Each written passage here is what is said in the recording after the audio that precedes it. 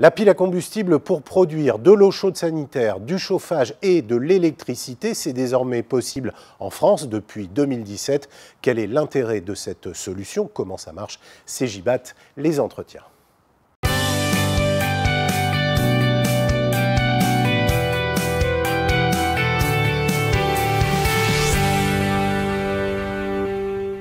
Et pour comprendre l'intérêt et le fonctionnement de cette solution pile à combustible, nous sommes avec Mathieu Helbert, responsable efficacité énergétique chez Cegibat. Bonjour. Bonjour. On va expliquer dans un instant ce que c'est qu'une pile à combustible, comment ça marche, mais d'abord le principe général qui consiste à utiliser ce mode de production d'énergie pour faire du chauffage, de l'eau chaude sanitaire et de l'électricité.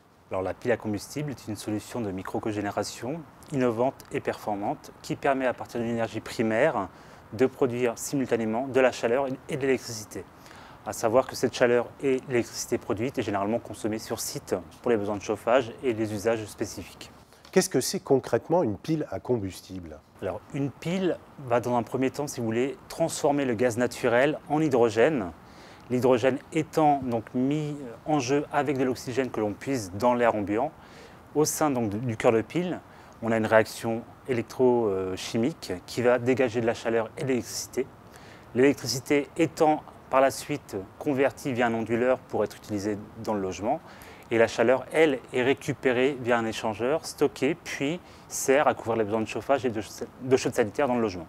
Vous l'avez dit, c'est une solution de micro-cogénération. Ça n'est pas nouveau. La nouveauté, c'est que ça marche avec une pile à combustible et pas des moteurs à combustion interne ou externe. Quelle est la valeur ajoutée de cette solution par rapport aux autres types de micro-cogénération? Le caractère différenciant de la pile à combustible versus les autres solutions de micro-cogénération est son processus de conversion énergétique. Pour les micro-cogénérations de type moteur, MCI ou moteur Stirling, on va devoir en fait avoir une route de transformation de l'énergie chimique présente dans le combustible avec un certain nombre d'étapes avant de pouvoir avoir l'électricité. On va transformer en fait l'énergie chimique en énergie thermique, puis la convertir en énergie mécanique et enfin en énergie électrique. Dans le cadre d'une pile à combustible, la réaction en fait permet de transformer directement le potentiel chimique dans le combustible en énergie électrique. Donc on évite toutes les pertes intermédiaires qu'on pourrait avoir avec un système classique de micro-cogénération. À quel type de logement est-ce que c'est adapté? Est-ce que c'est universel ou est-ce que ça se limite à un certain type de logement? Le logement pressenti pour ce type de produit est la maison individuelle.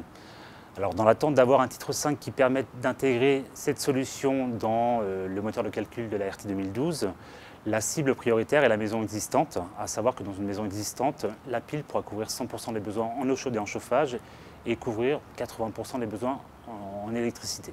Et quelles sont les conditions dont il faut tenir compte pour obtenir les meilleurs rendements? Est-ce qu'il y a des règles ou des optimums?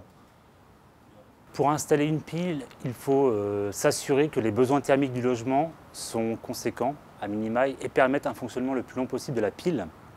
C'est le premier point. On veille également à avoir des besoins en électricité non négligeables, à savoir que l'objectif étant d'autoconsommer ce que l'on produit au maximum et non de réinjecter. Une vigilance est à prévoir sur le système donc, de chauffage central. Il faut avoir des émetteurs basse température. Et enfin, on est sur un équipement qui, en termes d'emprise et de volume, est assez conséquent. Donc, il faut avoir la place nécessaire pour pouvoir poser l'appareil et faire la maintenance aisément. Quand une solution arrive sur un marché, évidemment, elle est en concurrence avec d'autres solutions historiques. Il faut donc la promouvoir, la pousser. Qu'est-ce qui a été prévu pour que cette solution pile à combustible se développe? Alors, c'est vrai qu'on est sur une solution qui, à date, est commercialisée par un seul fabricant en France, qui est Viessmann, donc qui propose la Vito-Valor 300P. Pour accompagner en fait, le lancement de ce produit sur le territoire français, l'ADEME et GRDF ont convenu d'un démonstrateur qui devrait débuter en 2018 sur une période de 3 ans. L'ADEME et GRDF s'engagent à financer à hauteur de 500 000 € chacun ce démonstrateur.